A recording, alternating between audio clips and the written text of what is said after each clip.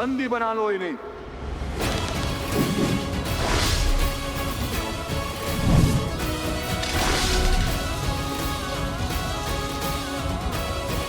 जिनका नाम इतने अनादर से ले रहे हो, अब हम तुम्हें उनका परिचय देते हैं, उनके नाम लेने का ढंग सिखाते हैं।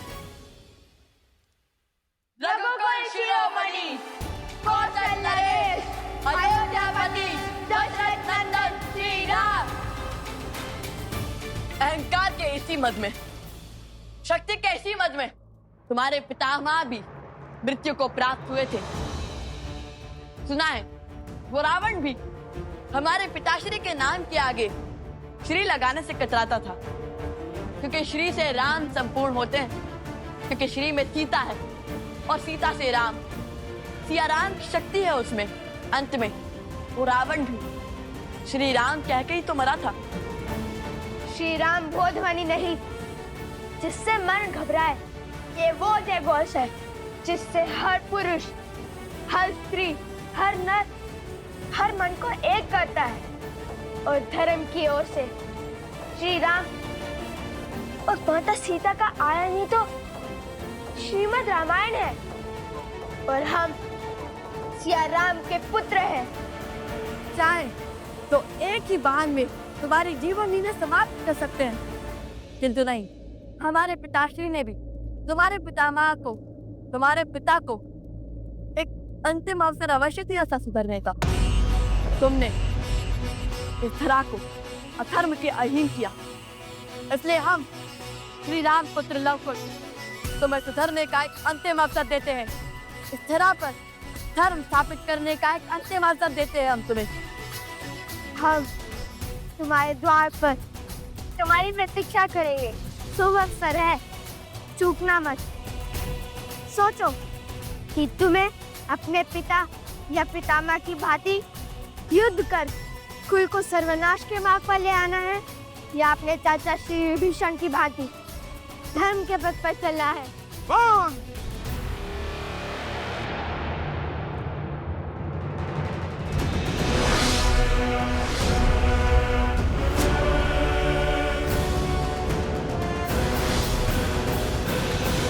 विश्वासघाती था वो विभीषण, जो शत्रु के आगे नतमस्तक हो गया।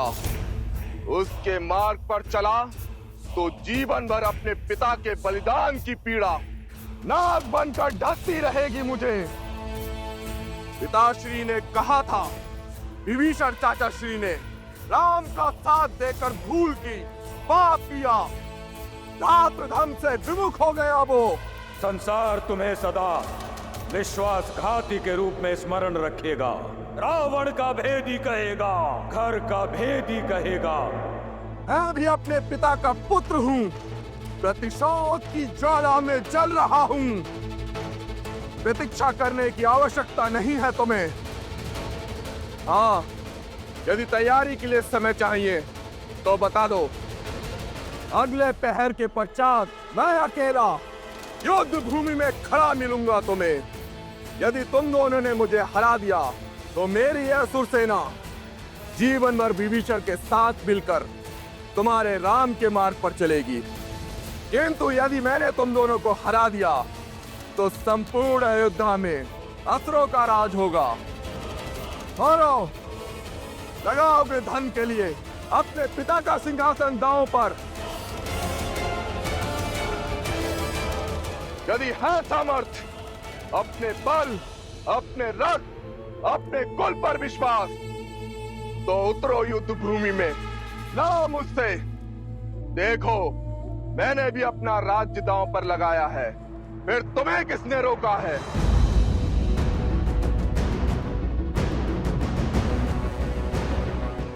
धर्म ना कभी हारता है और ना ही कभी किसी से भयभीत होता है।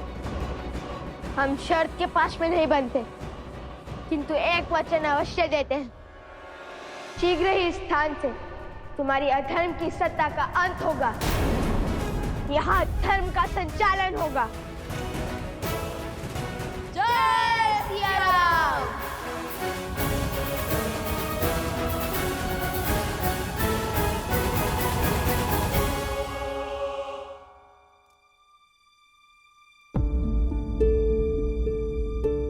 क्या हुआ प्रभु? कहीं इस सेवक की बातों से आप आहत तो नहीं हो गए? ऐसी कोई बात नहीं है हनुमान। दिन चाहे जैसे हो, उसे ढलना होता है। उदय होना, संसार को प्रकाश देना और फिर अस्त हो जाना, यही सूर्य की नियति है। नियति ने जो कुछ भी रचा है, उसका पात्र बन जाना ही जीवन है। हाँ, अपनी नियति तक पहुंचने का मार्ग कदाचित भिन्न हो सकता है, किंतु उसे बदला नहीं जा सकता हनुमान, फिर चाहे वो हमारे लिए कितना ही दुखदाई क्यों ना हो। प्रभु, आपसे बड़ा ज्ञानी कौन है? मैं तो ठहरा मोटी बुद्धि का वानर। मैं बस अपनी समझ के अनुसार यही कह सकता हूं कि यदि किसी भी पुत्र से पूछा जाए कि उसके माता पिता की छाया उसके सर से उठा ली जाएगी और वो बस वहां पर खड़ा देखता रह जाएगा, उसे तो बुरा लगेगा ही ना। प्रभु, इन आंखों से मैंने अपनी माता को धरती में समाते देखा। यदि ये हनुमान अपने पे आता तो भूमि देवी को भी बांध लेता। प्रभु, वो मेरी माता की आज्ञा की अवहेलना होती और मेरी माता की माता का अपमान। बस मैं विवश खड़ा देखता ही रहा।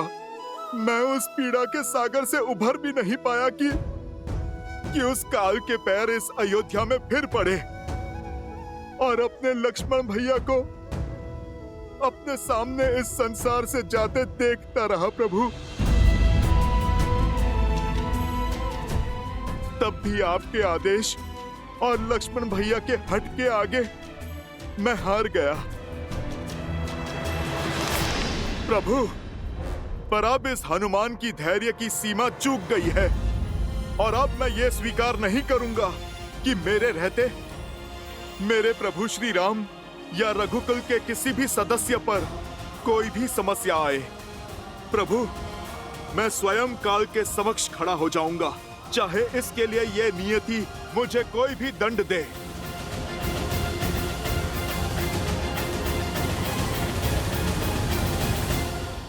और प्रभु, आपको सौगंध है अपने इस दास की, इस बार आप मुझे नहीं रोकेंगे और ना ही किसी भी बंधन में डालेंगे।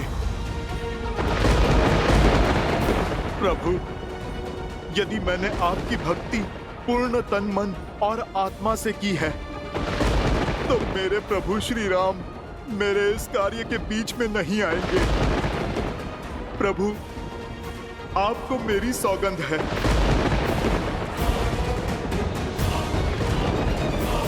ब्रह्मदेव, ये क्या कर दिया हनुमान ने? एक और श्री राम हनुमान की सौगंध से बंधे हैं और दूसरी ओर हनुमान काल चक्र के मध्य में बाधा बनकर खड़े हैं।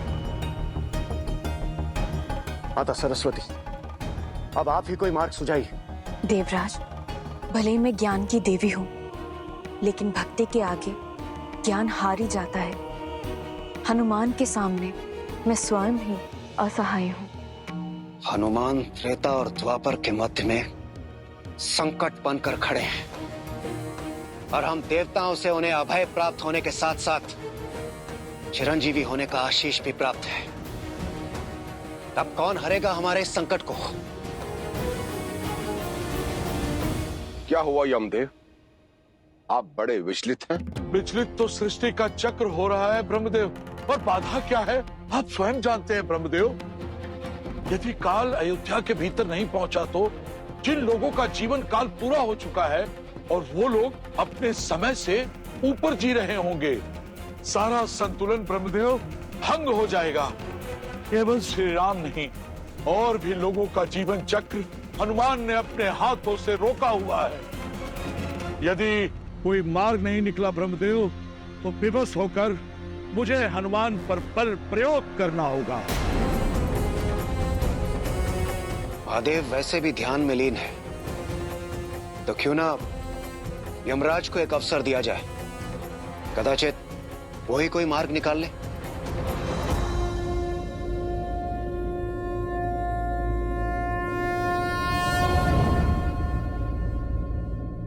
हनुमान अपने हट पर अड़े हुए हैं तो हमें भी अपने कर्म पर टिके रहना चाहिए। अनुमति है यमदेव? तो आज अयोध्या में काल प्रवेश करके रहेगा। मैं अपने सर्वश्रेष्ठ यमदूत को अयोध्या भेजूंगा।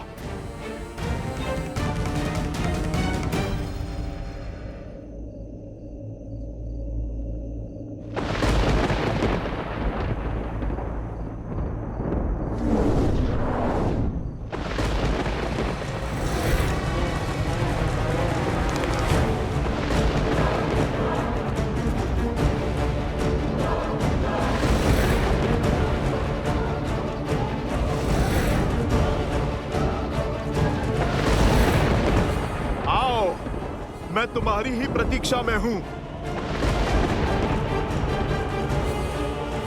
लगता है पूरी सेना भेजी है यमराज ने। तुम नहीं जानते, इस हनुमान के पास ऐसा अस्त्र है जो इस पूरे संसार पे भारी है। वो है मेरे प्रभु की भक्ति। श्री रामम श्री रामम श्री रामम। सावधान! आभास था मुझे कि अयोध्या में कुछ ठीक नहीं घट रहा है, इसलिए मैं सज्ज हूं स्वागत के लिए। मैं तुम्हें चेतावनी देता हूं, वहीं पर रुक जाओ। अयोध्या पे आया संकट कहीं ना कहीं मेरे प्रभु पर है, और यदि मेरे प्रभु पर कोई भी संकट आता है तो फिर तुम सब मेरे शत्रु हो। फिर मैं तुम्हारे साथ वही करूंगा जो एक शत्रु के साथ किया जाता है।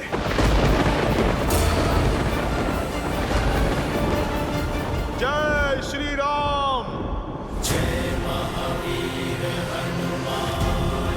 जय जय पवन पुत्र हनुमान। यमदेव, मैं आपसे आग्रह करता हूं, आप अपने दूतों को लौटा लीजिए, अन्यथा इस राम भक्त हनुमान का क्रोध साक्षात काल भी नहीं सह पाएगा।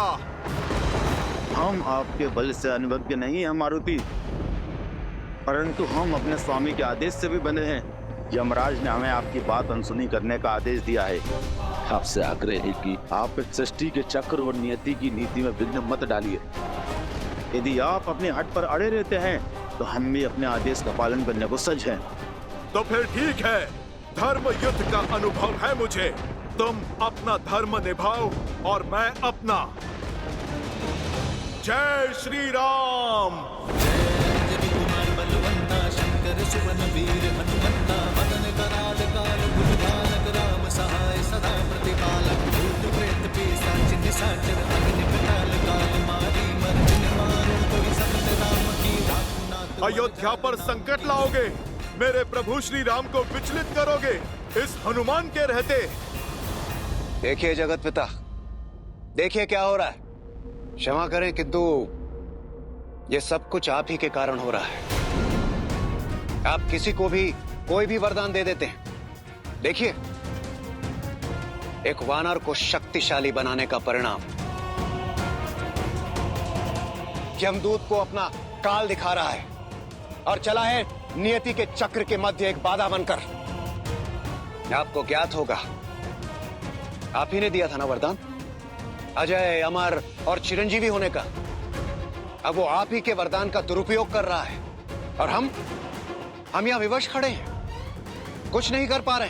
परंतु उनके पल के आगे झुककर हम अपना उत्तरदायित्व भी नहीं भूल सकते न इंद्रदेव। सृष्टि का नियम ना टूटे, इसलिए मुझे स्वयं हनुमान के समक्ष जाना होगा।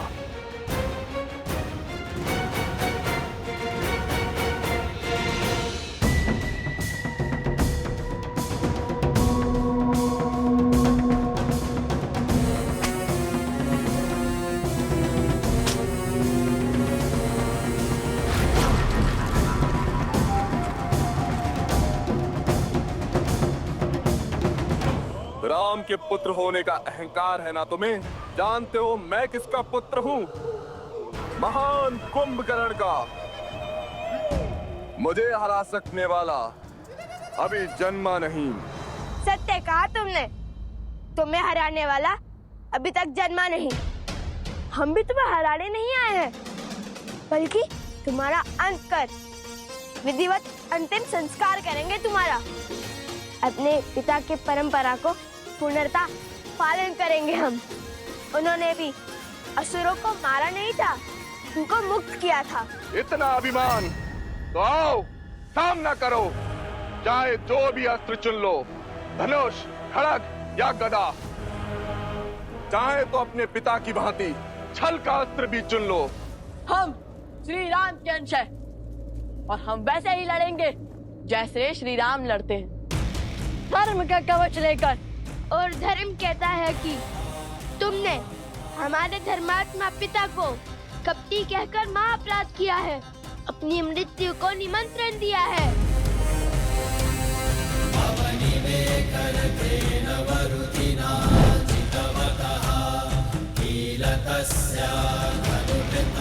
तुम्हें लगता है कि हमारे पिता छल और कपट से जीते थे?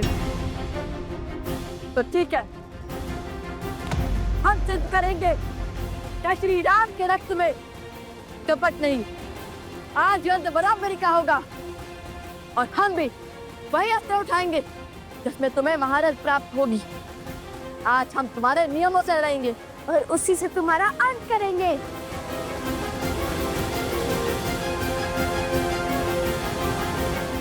अधिक बोलता है वो मृत्यु पाता है।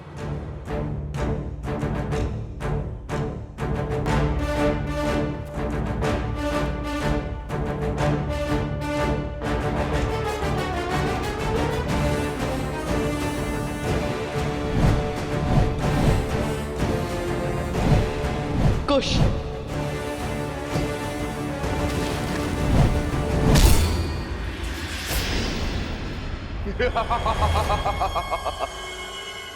बस इतना सा बल है राम के रक्त में। अब देखो और कुंभकर्ण के रक्त का बल। कुश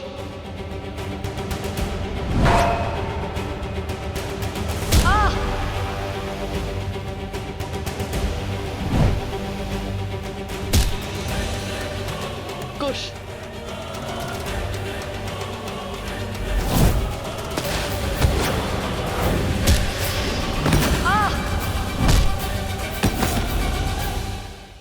कुश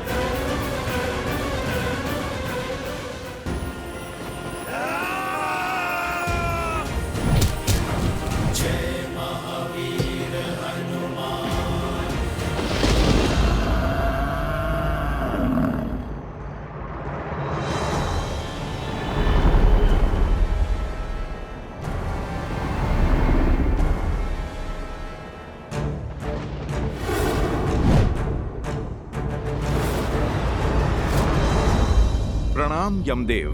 प्रणाम करने वाले को आशीर्वाद देने की रीत है, किंतु मैं आपको क्या आशीर्वाद दूं हनुमान? सारे आशीर्वाद तो आपने प्राप्त कर लिए हैं। बस आशा करता हूं कि आप उन आशीर्वादों का अनुचित प्रयोग न करें।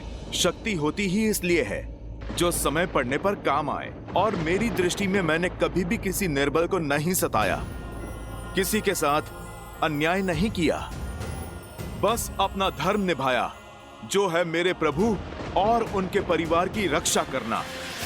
यदि मेरे प्रभु और उनके परिवार पर कोई संकट आएगा तो फिर मुझे मेरी शक्तियों का प्रयोग करने का पूर्ण अधिकार है।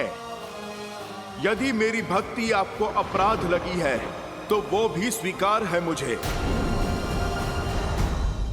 हनुमान, तुम स्वयं जानते हो, मैं या ये यमदूत तो क्या, तीनों लोक में ऐसा कोई भी नहीं तुम्हारा कोई अहित कर पाएगा। और जिन्होंने तुम्हें शक्तियां दी तो तुम उन्हीं के विरुद्ध खड़े हो जाओगे, तो ये तो कृतघ्नता होगी ना। तुम्हारी भक्ति उचित है, पर उसके लिए पूरी सृष्टि का संतुलन बिगाड़ देने का अधिकार तुम्हें कैसे मिल जाता है? देखिए यमदेव, मैं ठहरा वानर, मेरी सृष्टि तो बस मेरे प्रभु श्री राम ही हैं, और मैं हर मूल्य पर उनकी रक्षा करूंगा। आप यदि जानते हैं मेरी शक्ति तो फिर मेरा आग्रह मानते क्यों नहीं? आप लौट जाइए। मैं ये नहीं चाहता कि मैं किसी का अनादर करूं। अयोध्या की सीमा छोड़कर बाकी पूरी पृथ्वी है आपके पास। आपको अपनी सृष्टि का संचालन जैसे करना है आप कीजिए। कौन रोकता है आपको? बस इस अयोध्या में ये हनुमान आपकी नहीं चलने देगा। हनुमान, जिन देवों ने तुम्हें शक्ति दी है उन्हें शक्ति का अकाल नहीं पड़ गया है, पर यह लड़ाई महाविध्वंस की तरफ जाएगी, मानवता के विरुद्ध जाएगी, जो मैं टालना चाहता हूँ। तो टाल दीजिए ना, आप अयोध्या को छोड़ दीजिए। संकट चला जाएगा, संकट टल जाएगा। ये ठीक नहीं है हनुमान। मेरे लिए बस वही ठीक है जो मेरे प्रभु श्री राम के लिए ठीक है। तुमने कोई मार्ग नहीं छोड़ा हनुमान। तुम क्या सोचते हो कि काल के मार्ग में आओगे तो काल मार्ग बदल देगा? ये तुम्हारी भूल है, भूल।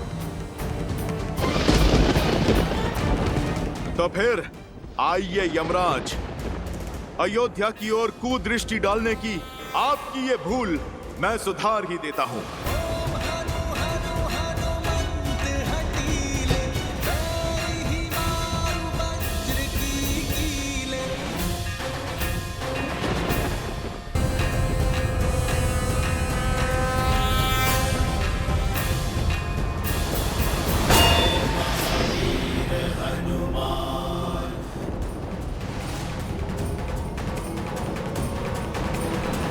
यमदेव, मेरे समक्ष प्रस्तुत हो तुरंत। ये मेरा ब्रह्मा का आदेश है। पहले यमदूत, फिर साक्षात यम का आगमन। अर्थात मेरा संदेह उचित था। इस पृथ्वी पर जो कुछ भी घटता दिख रहा है उससे अलग ही कोई योजना बना रही है नियति, जिसके विषय में मेरे भोले भाले प्रभु को भान नहीं। पर इस हनुमान के रहते कोई भी अनिष्ट नहीं होगा। जय श्री राम।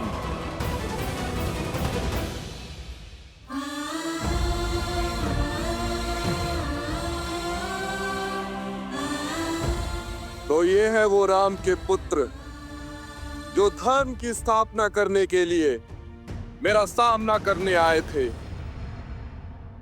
देखो असुर वीरों, राम के इन वंशजों को कुंभकर्ण के पुत्र के समक्ष घुटने टेक दिए। इन्होंने माटी में सिमट गए हैं।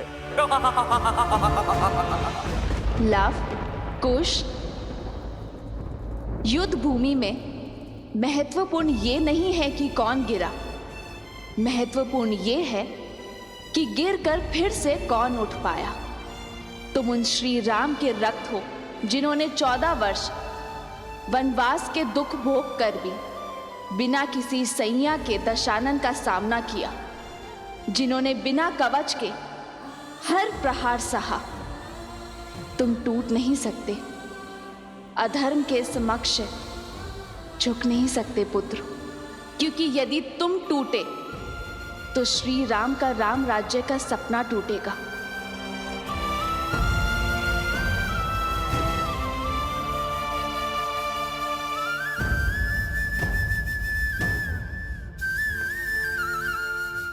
तुम झुके तो रघुकुल का सम्मान और तुम्हारी माता का अभिमान झुकेगा। जो इतने लोग श्री सिया राम में विश्वास करते हैं, उनका विश्वास टूट जाएगा। उठो पुत्रों। तुम दोनों केवल रघुवंश के अंश नहीं हो, धर्म के पथिक भी हो। और ये यात्रा केवल भ्रमण नहीं, यह अध्ययन है,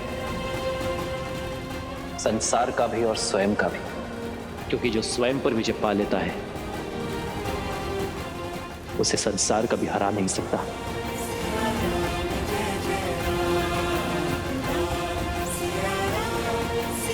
माता, माता,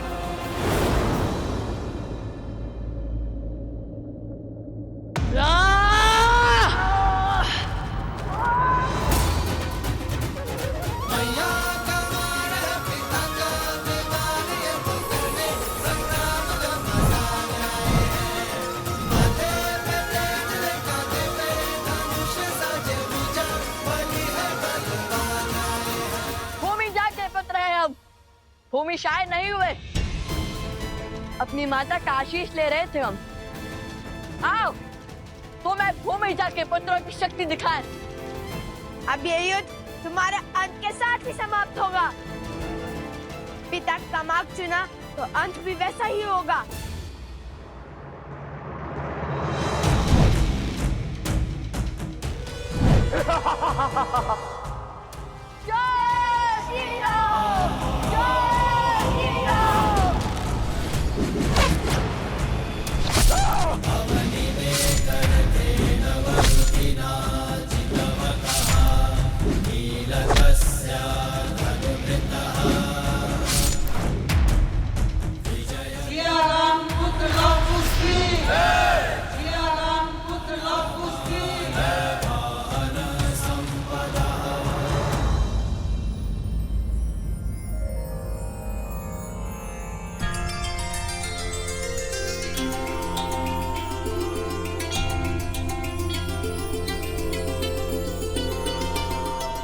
तुम्हारा मार्ग और तुम्हारी सोच अवश्य अनुचित है, किंतु तुमने अपना पुत्र धर्म निभाया है, इसलिए तुम इस प्रणाम के पात्र हो। हम देवताओं से आपकी मुक्ति की प्रार्थना करते हैं, बुरे से बुरे व्यक्ति में भी। यदि अपने माता पिता के लिए आदर का ये भाव रहे तो हम उस भावना को नमन करते हैं। आशा है कि तुम समझ गए होंगे कि प्रतिशोध की अग्नि स्वयं को ही स्वाहा कर देती है। समझ गया, और ये भी समझ गया कि कितना अभागा था मैं, जो रघुवंश की महानता नहीं समझ सका। आज समझ आया कि पिता का मान उसके बुरे कर्मों का अनुसरण करके नहीं, शुभ मार्ग पर चलकर और उन्हें भी शुभ मार्ग पर लाकर होता है। संतान हो तो लव कुश जैसी, राम नाम सत्य है। भज मन राम नाम सुखदाई। आर्यवर्त का भ्रमण तो संपूर्ण हो ही गया है कुछ। अब बस शीघ्र ही पिताश्री से भेंट करने की इच्छा है भैया। हनुमान से लड़कर कोई लाभ नहीं, इससे केवल समय ही व्यर्थ होगा। तो मार्ग क्या है परमपिता? महादेव अब केवल वही हैं जो हम सबको मार्ग दिखा सकते हैं।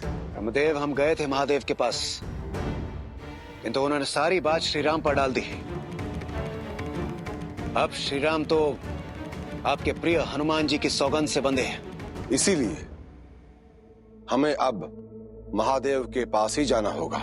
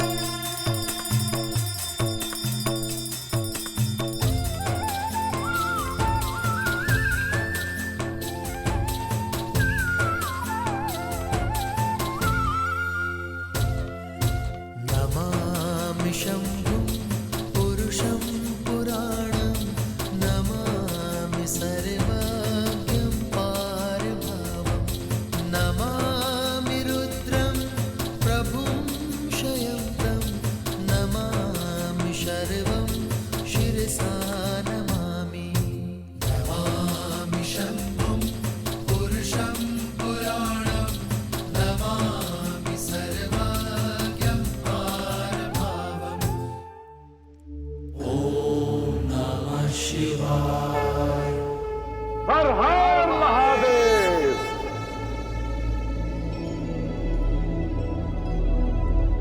महादेव, अपने नाम को साकार करने का समय आ गया है प्रभु। हमारी विपदा को केवल आप ही हर सकते हैं। एक युग का परिवर्तन होने को है और हनुमान बाधा बनकर खड़े हैं।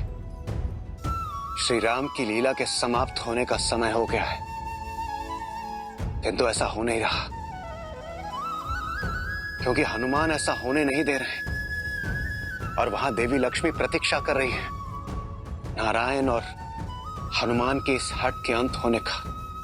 और हनुमान जी वो है कि अपनी हट से हटने को तैयार ही नहीं है। वो आप ही के अंश हैं। कृपा कर कोई मार्ग दिखाइए प्रभु, कोई मार्ग दिखाइए।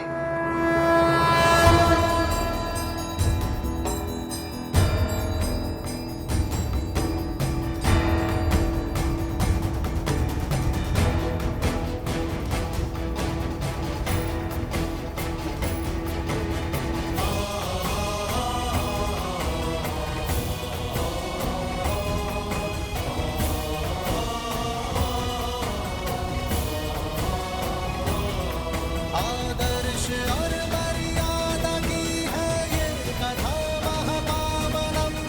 काटे मद श्री से मिला दे श्रीमद् रामायणम।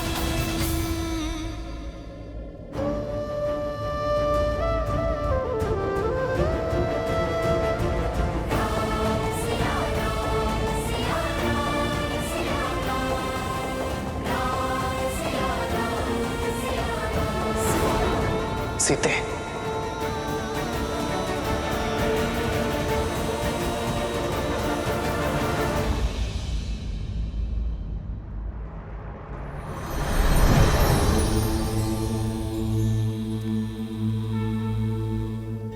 प्रणाम आराध्य।